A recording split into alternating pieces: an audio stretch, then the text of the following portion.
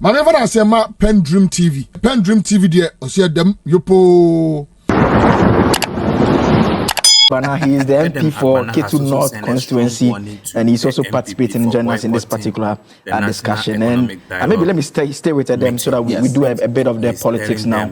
And I just want to pick your views on the decision of the MPP not to participate in this particular dialogue. I mean, we've seen some individuals who, one way or the other, one can say that they attributed to the party of social, like for instance, the former governor was there, he participated in it. I saw also another former governor, Dr. Paul Akwa, and the DPP president. But the political party as it's currently constituted itself, the key individuals stayed completely away from it. As a party in power, is it of concern to you that your colleagues are deciding not to participate in such an important national forum? Well, certainly it's of concern to me that the National Economic Dialogue, a platform for all stakeholders to meet and discuss, assess Ghana's economy, discuss the way forward. We will have some key stakeholders like the NPP boycotting it. It for me, it doesn't speak well for them because there is no reason to boycott this particular dialogue. This is a national dialogue. It's a national forum. All stakeholders, people from academia, industry players, politicians, policymakers, traders, and entrepreneurs from all over the country are gathered to look at Ghana's economy. The economy is a very, very important sector. In fact, all other sectors rest on the economy. Your education cannot thrive if the economy is not performing well. Even the religious sector will not thrive if the economy is not looking good. Even issues of social vices will be on the increase if the economy collapses. And so for the NPP to boycott an important economic forum like this, where we are all looking for solutions to the challenges that we are confronted with in our economy, for me, shows them as a group of unpatriotic people. But am I surprised? No, I'm not surprised because the NPP has a history of boycotting very important national events of this nature. I hold in my hand the 1992 Constitution of the Republic of Ghana. If you recall, the NPP and their tradition stayed away from the drafting of this national constitution. So is it a case that for the NPP and its leaders, when they are not the one in charge and then nothing should move on in this country? They boycotted even the drafting of the constitution. That's why I'm not surprised that today an important economic forum, one that is being applauded by everybody across this country, the NPP has decided to stay away from it. Again, when the NDC under President Mahama had what we call the Senchi consensus to look at homegrown solutions to the challenges that we were confronted with in the economy back then, recall that also they decided to boycott it. And so the question is, why does the NPP continue to boycott very important national events of this nature? Is it that for them, all year round, it is politics? And so even when after elections, we have to come together as a people to look at nation building, to look at how we can fix the structural challenges in our economy, then you decide to boycott this important event. But I must say that I looked at the representation at yesterday's dialogue. I am confident that with or without the NPP, the outcome of the dialogue will do the good people of Ghana a lot of good. I mean, they can decide to stay away, but that will not stop us from pursuing an aggressive and a paradigm shift in the management of our economy. Maybe they are running away from hearing the facts about the true state of the economy that they left behind. Maybe they are running away from hearing the fact that they criminally managed this economy and the economy was on the verge of collapse, and that is why Ghanaians voted them out. Maybe they are running away from the fact that when President Mahama and the Dr. Ato Forsen succeed in fixing this economy, they know that the NPP will remain in opposition for several decades to come.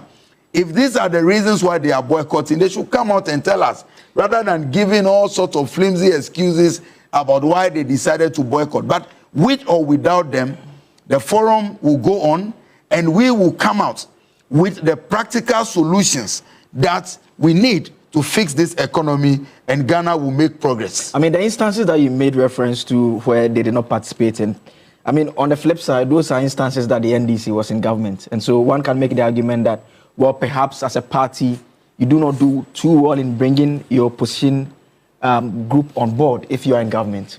It cannot be the case. I mean, it can be the case because it cannot be the case because what are the reasons? So it is also an issue of why will you, as an opposition, if you are a responsible opposition party, why will you boycott a forum, a dialogue that seeks to bring together experts, critical minds to assess our economy and propose solutions to the structural challenges that we are confronted with? And so what will be the reason? What is it that the NDC has not done or the government of the day has not done that has forced the NPP to boycott this? I mean, one of the things I've heard them make reference to had to do with the revocation of the appointments or the recruitments that were done. How does that I mean, relate? I mean, the connection. How does that? How is it even connected? The connection they make is that one of the challenges that you are discussing at the forum is how to deal with the issue of unemployment. So come to the table and make your point. Don't stay away. People have jobs. You've sent them home. So come to the table. Come to the table and make that point forcefully. Come to the forum where the receiving national and international media sit on the table, sit around the round table, and make that point forcefully if you believe that your point was genuine. Joseph, if they indeed genuinely care about those so-called employees that are being sacked now, why didn't they employ them within the 8 years and they had to wait till after they lost the elections miserably before they appointed people and gave out appointment letters after December 7th? You mismanaged the economy with even an over-bloated payroll, with many ghost names, including the over 80,000 ghost names at the National Service Authority. Then when you were voted out of power and you were exiting, you were now engaged in the business of recruiting your foot soldiers to come and again increase the numbers on the payroll, and you expect the new government that just comes in to inherit that.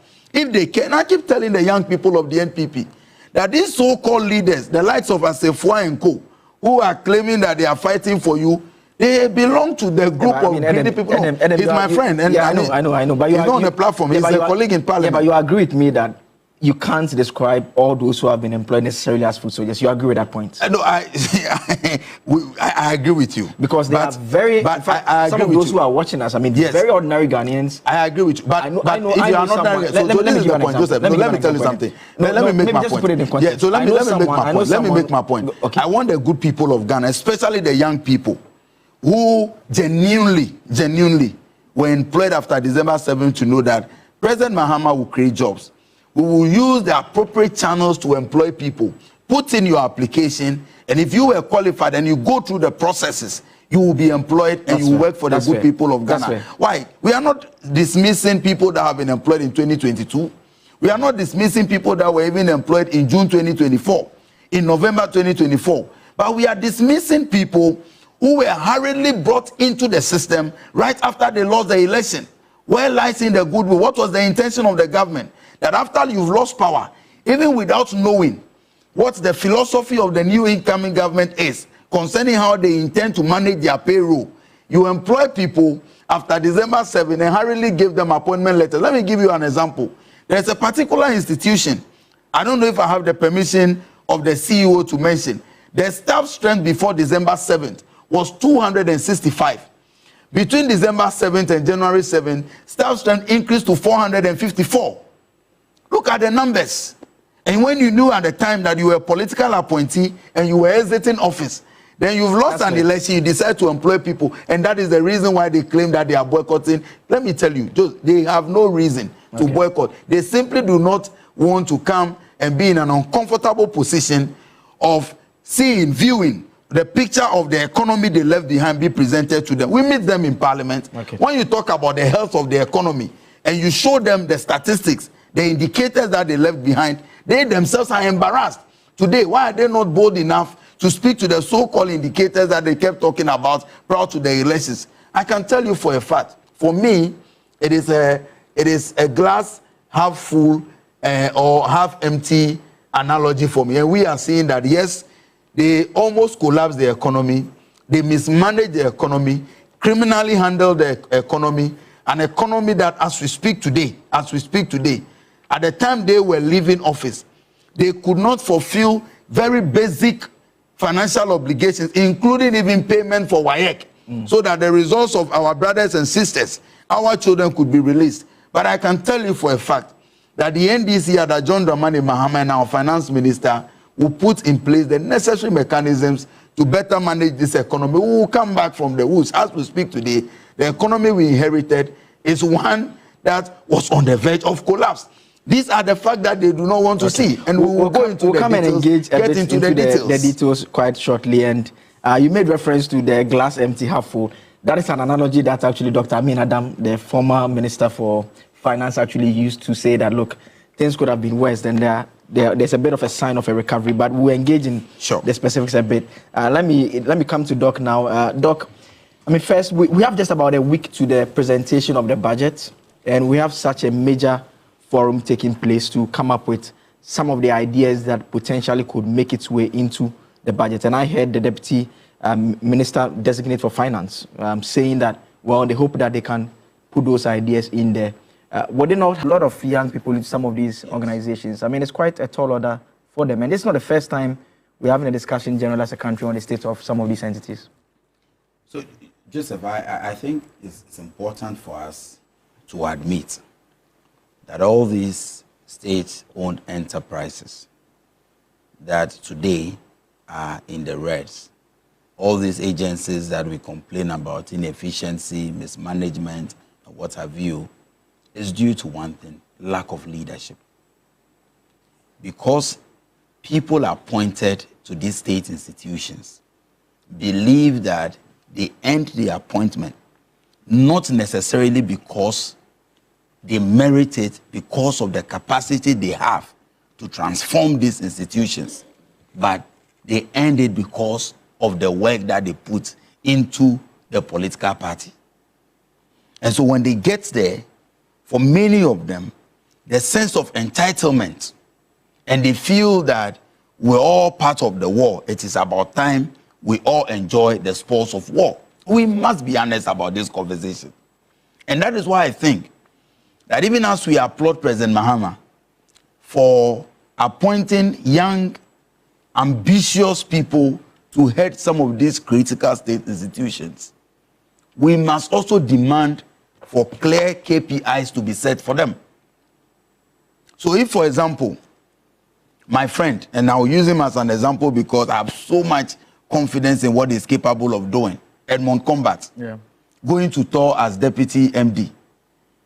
Edmond Combat, with all his expertise and what he has been able to do in the private sector and institutions that he has transformed, heading into tour, he should have KPIs that are measurable. So at the end of a certain period, say 1 year, 2 years, we know that this is the situation he met and this is what they've been able to do. And so when you don't have KPIs, clear goals for these individuals to go into these institutions, many of them go, they maintain the status quo, and at the end of the day, the institutions continue to sink. We must begin to set clear KPIs for people we are appointing to head these state institutions.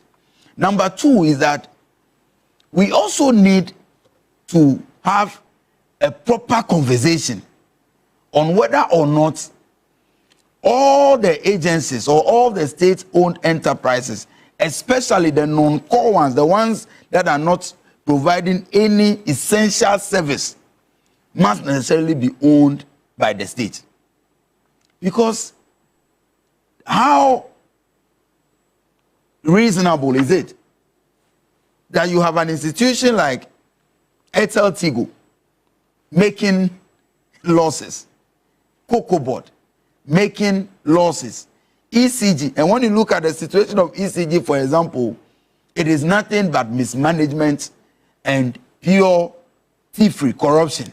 Because, for example, when you look at the guidelines, ECG, as we speak, is not maintaining a consolidated account. You have from the last audit report, several accounts with different banks, and all these accounts, there are many shortfalls in accounting for some of the revenue that gets into the account of ECG, when indeed the law, the guideline is that maintain a consolidated account for proper accounting. And nobody gets punished. We talk about it, and those who manage the place, those who mismanage the place, they will go home and enjoy whatever they have looted, and nobody is being punished for it. I think that the reset agenda, which President Mahama is committed to, must begin with our state-owned enterprises. The newly appointed CEOs, I keep telling them that when you get into office, take proper stock of the situation you met. Clearly define for yourself the goals for the organization in line with the promises of President John Dramani Mahama. Restructure the place where it is necessary for you to engage in public-private partnership, PPPs, for you to perform to expectation, do so. But when you go and you want to maintain a certain, this is the culture that we met, and you want to maintain that culture has failed to produce the results. And that is why it is good that it is young people that are being appointed to those places. And already we can see signs of progress in many of these institutions. I was speaking to a friend yesterday. He works with NPA. Within this short period, he gives me a very glowing picture of the kind of leadership and the transformation that they are beginning to see under the leadership of Edudzi Tamekulu. And I told him that it is because Edudzi knows that as a young person, he owes it as a responsibility, civic duty to this nation to leave NPA at a better place than he came to meet it. And that is why it is good that young people are appointed for this position. Okay. But there must be a national policy guiding how these places are managed. And that must begin with setting out the KPIs. Okay. So that when you are appointed, you are engaged on a certain contract. You know what is expected of you. If you fail to meet it, you are sacked from the organization. So that people will not stay in leadership of these state institutions with the belief that it is because it is my political party that is in power, or as long as my party is in power, my continuous stay in the office is guaranteed. It must not be so. Okay. We have seen very critical issues of inefficiency in even some of the very critical and the most important state institutions. Were we not in this country when BOG, you saw what happened with the management of BOG over the last 4 years. For example, even when BOG decided to build a new national headquarters, the number of times the contract sums kept changing, the number of times that we have reports of how they inflated the cost of the project. The number of times. I guess the point I'm making is that how the value kept changing. I'm not too sure we can stick to inflation for now. I mean, we know that investigations and other things are underway. Should be underway. But the point is that all of this, because for these things can happen in any properly managed institution. Have you ever heard that for many of these private banks, okay, even for lack of better word, the very smaller banks, the efficiency with which they are managed as compared to the state ones, how can you tell me that NIB is struggling to survive when smaller banks are thriving, making profits? It is also because of leadership. So we need to have this discussion and see how, we need to have a discussion on how the leadership of these state institutions are properly engaged in such a way that when you are given a job, they know what is expected of them. Okay. We have an opportunity, in conclusion, we have an opportunity to reset this country. and change from this culture of mismanagement. The goodwill this government is enjoying now tells me that it is the best time for the president, beyond introducing codes of conduct for appointees of the government, to also introduce KPIs in the management of state-owned enterprises, so that when you are managing ECG and within a period, a company is making a loss instead of profit, you know that your continuous stay in office will depend on whether or not the institution is efficient and is giving you profit. Okay. That is the only way you will get people up to tax, people on their feet, making sure that the right things are done.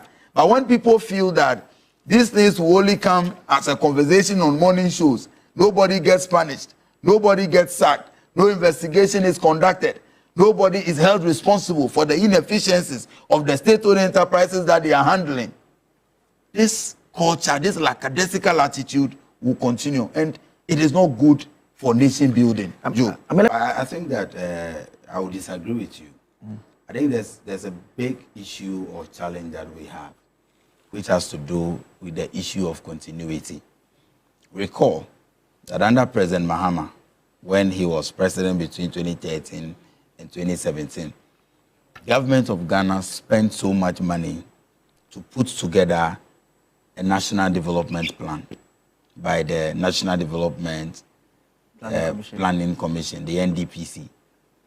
That 40 years document, get back to that document. Sector by sector, every issue, every challenge was identified and the appropriate solution preferred in that document. But a new government came into office and decided to run with a different agenda, the so-called Ghana Beyond Aid, which rather sent Ghana on its knees, begging for aid. We had a senior minister at the time telling us, he told the people of Ghana that he doesn't believe in a long-term development agenda. And so they came with a different plan. So we have witnessed shifts in the approach to the management of the economy. But for that, that century document will still have been extremely useful today. But Joe, all hope is not lost. Now we are identifying the issues. And I'm saying that the best way to lead this conversation is for us, especially the policymakers, to lead by example. For example, I come from a constituency where, as a district or a municipality, we can be credited as a district that produces the most rice or the highest in terms of quantity and quality. So why would I, as member of parliament for Ketu North, when I have Apipe, Abalavi, Veta, and all these communities that produce some of the finest rice you can ever see in any market across the world, go and do a donation and I'll present so-called perfume rice? It doesn't speak well of me. And that is why when you visit me at home, regardless of who you are or your social status, I'll serve you Abalavi rice. We must begin to show this example. Government institutions, like you said, you see them presenting rice and other things, making donations, and it is imported rice. When we see ministers under this government do same, repeat these mistakes, some of us will call them out. Because we have the potentials to produce. Why is it that, look, with all the fertile land that we have across this country, Ghana should be importing tomatoes from neighboring Burkina Faso to the tune of $850 million annually. Burkina Faso supplies us with tomatoes and annually $850 million. I mean, I saw the poultry figures. Yes, when you see the poultry figures, when you see the poultry figures, it's even more alarming. And we have that for other sectors. And that's why I've said that, look, there are many young people looking for jobs. And so, for example, JM's Akukon Kete that the NPP tried making mockery of, we can turn it into something good. I have decided that in my constituency, we will pick up 50 young people, set them up with poultry farms.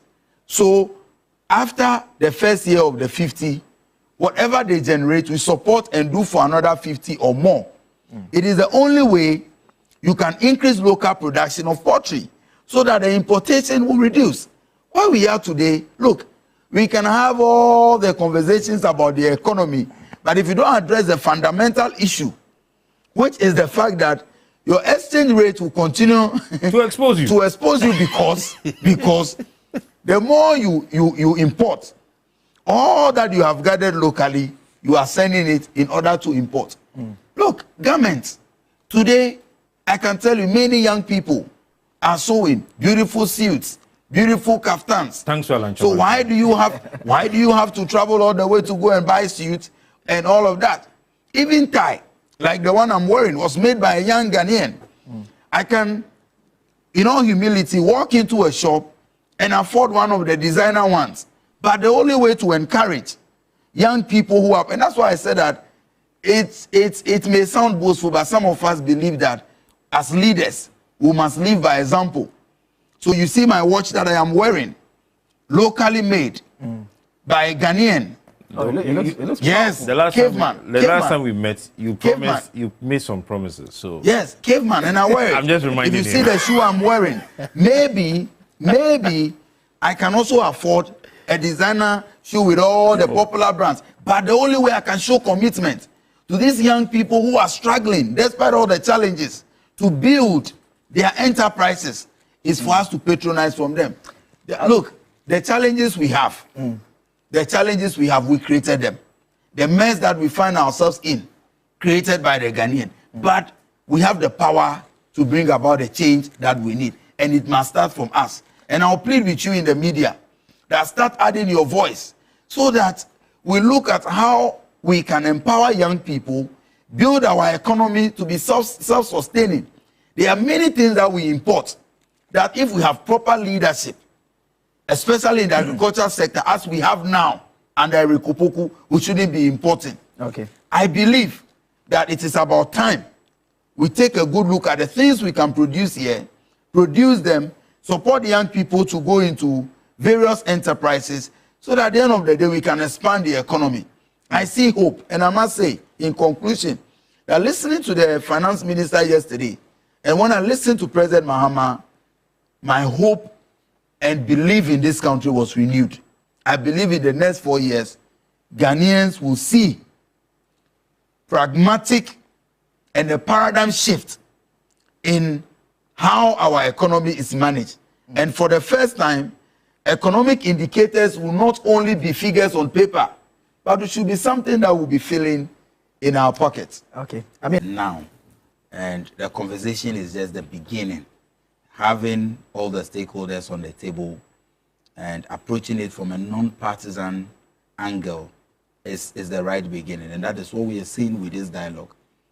People from academia, former appointees of the NPP government, and people that we have known as experts when it comes to issues of the economy have been assembled.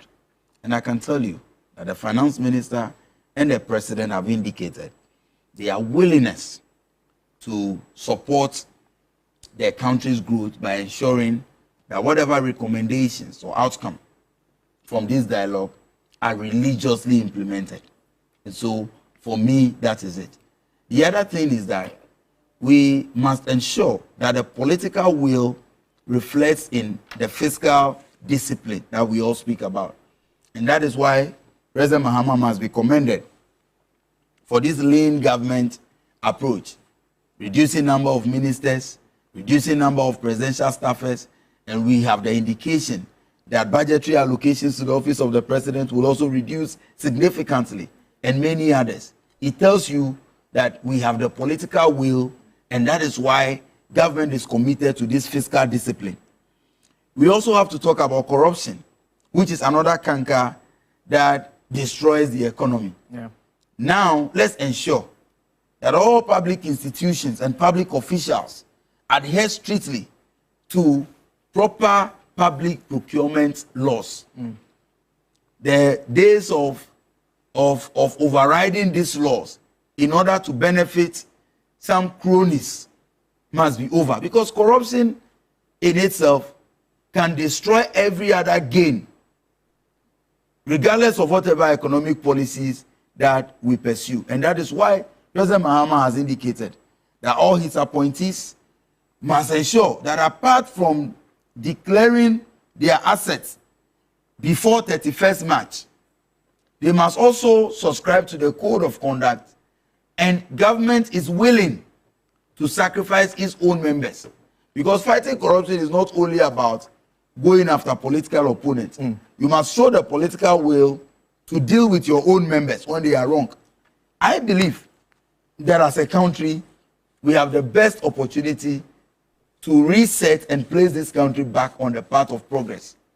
And with the way and manner in which government is moving, with their actions, I believe it is about time all of us as citizens give the government the necessary, the utmost support, so that the Ghana we want to see, the Ghana you and I are desirous of, the same Ghana that back in our days in the university we speak about so passionately, we want to see that Ghana in our lifetime.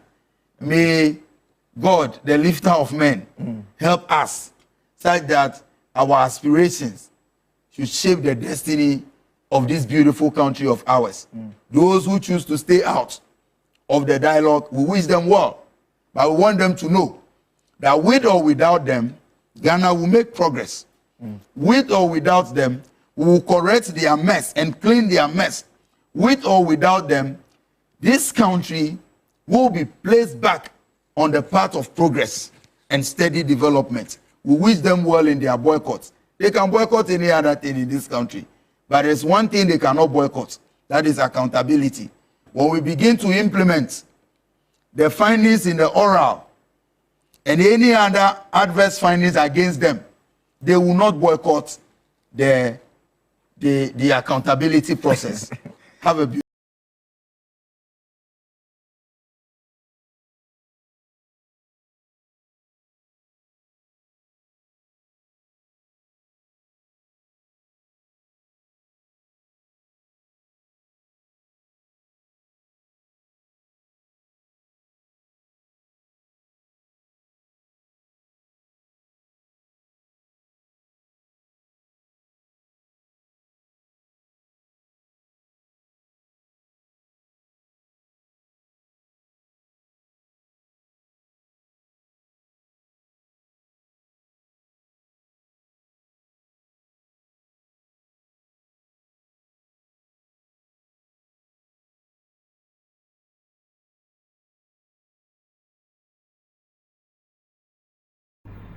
Thank you for watching. PENDREAM TV really appreciates your time. And once again, say God bless you for the good work you are doing and continue to do for us. To all our cherished members as well, please do subscribe to the channel, hit the notification bell, like, and also share to other friends of yours on other platforms. Thank you. Debbie Kama, Mamena PENDREAM TV ase. Now, so far so good. Say open online portal e wo Ghana. Nipa share, nipa follow, nipa comment here. To my best of knowledge, without any biases, PENDREAM TV.